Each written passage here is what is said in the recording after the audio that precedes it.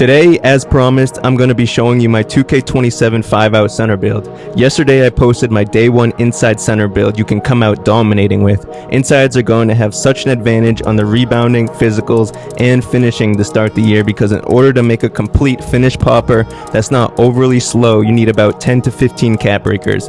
Be sure to check that video out if you have a PG you can run that sort of system with because it's looking deadly for insides this year with the mashing returning. Now if you're somebody who runs 5-out, which the majority of the community does in the 5v5 rec center, today's video is going to be for you.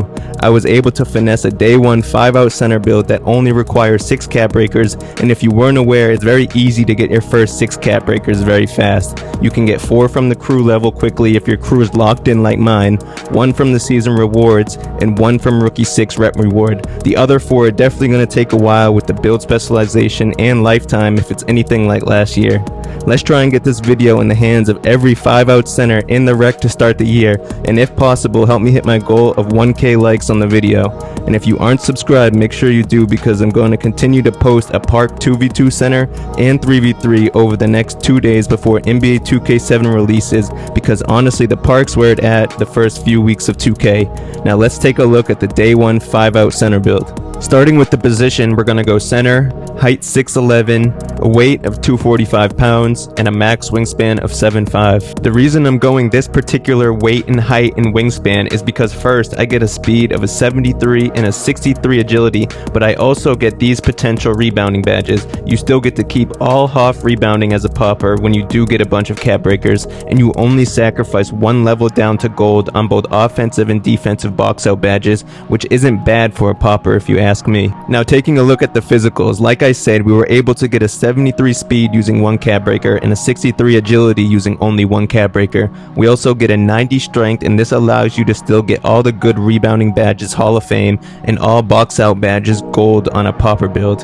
Another reason I cap breakered speed and agility over strength was because at 90 strength you get an extra badge token, so to make sure I get that token I cap breakered stats that didn't make me lose any badge tokens for lowering my physicals. For the vertical we went 81, and that's for the same reason. Although you only need 80 vertical for gold pogo, 81 vertical unlocks another badge token, which is crucial to making these builds in 2K27. If you're copying anyone without factoring in these badge tokens, I wouldn't copy the build exactly. Now because we're a 5-out center build, you do have to sacrifice in places because it's so expensive to make a popper to start the year. The build only has silver brick wall and silver bruiser, but because we're in a 5-out and in the corner more often than not, you won't be setting as many screens as usual and initiating contact as often as a pick and roll center would, so we're going to be going with lower badges there. And just so you can see for yourself with these combination of physicals, at 83 strength, even though we have 90, you unlock silver brick wall. When we end up cap breakering our agility, we unlock the flash badge on bronze with a 70 speed and 60 agility. We unlock pogo stick gold at 80 vertical. Workhorse, we end up getting gold on our popper with our 90 strength, but you only needed an 85 to get this gold. 90 is really for getting both box out badges gold. And last but not least, we'll get the bruiser badge silver, and you only need an 84 strength to unlock this, but like I said, we're going with 90 for better rebounding. Moving on to the rebounding, we'll be going with the 89 O board and using 4 cap breakers there to get it to a 93, which unlocks gold O board and 95 D board. I was able to finesse gold rebound chaser on both offensive and defensive ends, and the reason I went 95 O board over 94 is because it unlocks another badge token on your rebounding, and the same with 89 O board. If you go 88, you don't get the extra token, but if you go 89, you do, so we end up having 14 badge tokens. Remember, cap breakers don't unlock these badge tokens. You have to get them off the start if you want them on your build. And so you can see the rebounding badges for yourself. We get gold box out with a 90 D board and an 88 strength. When we put those 4 cap breakers into O board, that will unlock gold breaker for us. Crasher, which is your O board, will eventually get that gold as well with those same cap breakers on O board from 89 to 93. Possession Closer, which is your D board, we're going to get gold right off the rip because we went straight to that 95 D board just so we could also get that +1 badge token. And last but not least, the Sink Snatcher badge, aka the Superman badge, we're going to get this Hall of Fame with our 90 O board and 95 D board. Now moving on to defense, I was able to actually finesse really good defense onto this popper type build. We're going to go with an 80 interior so that we can get the new wall up badge, which is supposedly really good this year.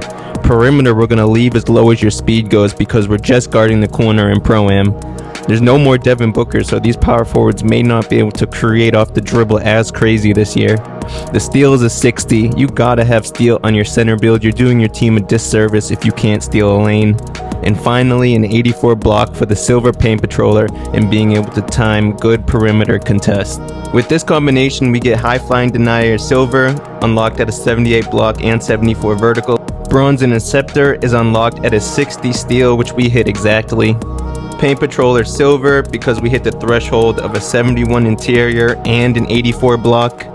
Post lockdown we get on bronze, hitting the threshold of a 65 interior and a 65 strength. This badge we might look out for because if post scorers are looking crazy, we might want to up this and get silver post lockdown, but we'll just have to see. And then finally, the wall up badge. This is the new badge this year that they introduced. Supposedly this is the one that works really well when trying to stop people at the rim, so make sure you have this equipped as well. Now jumping into the playmaking for the 5-out center build, we went with the 89 pass accuracy. That was the only stat we were trying to really aim for here. 89 get you that gold break starter. 54 ball handle just kind of comes along with it. Same with the 34 speed with ball if you go 89 pass accuracy. We don't really have much to spend right now as this is a day one build, but later on we will look to increase our ball handle and speed with ball, but for now we're just looking to hit that 89 threshold for that gold break starter. 89 pass act does unlock other playmaking badges, for example Dimer. It does get us gold Dimer at the 86 pass act threshold. Another badge we unlock with this is silver versatile visionary. We get this hitting the 80 pass act threshold. And the last nice to have badge that we get is bronze bailout, which we unlock with 85 pass act. Now jumping into the reason we're all here, the shooting stats, I'm going to sacrifice a few points here from 83 point down to 78. The way Mike Wang's described no dipping badge, he didn't make it sound very desirable, especially at the lowest level and lower-ish 3-pointer. So in order to save points for the best possible day one popper and still being able to finish the ball, I went with a 78 3-pointer. And with this combination of shooting, you get set and fire, which is a basically set shot from last year. You get this silver, which unlocked at the 78 3-point threshold.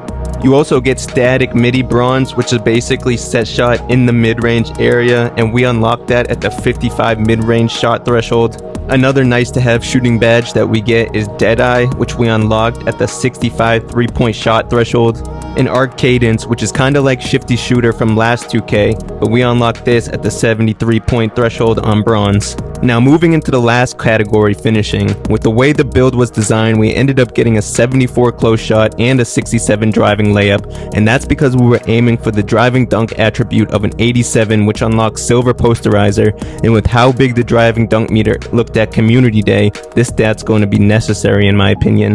Now because you have to sacrifice to make the build work, we're only going to have an 81 standing dunk.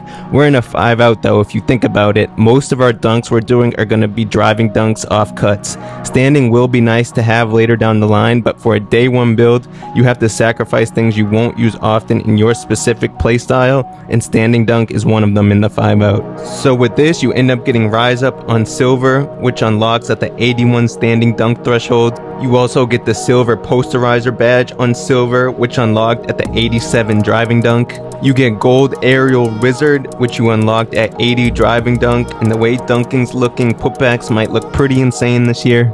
In the last badge, Ghost Stepper, we get on bronze. Basically, pump fake, pump fake, pump fake, step through in the paint, easy layup. That's what this new badge is for, and it's looking pretty OP this year.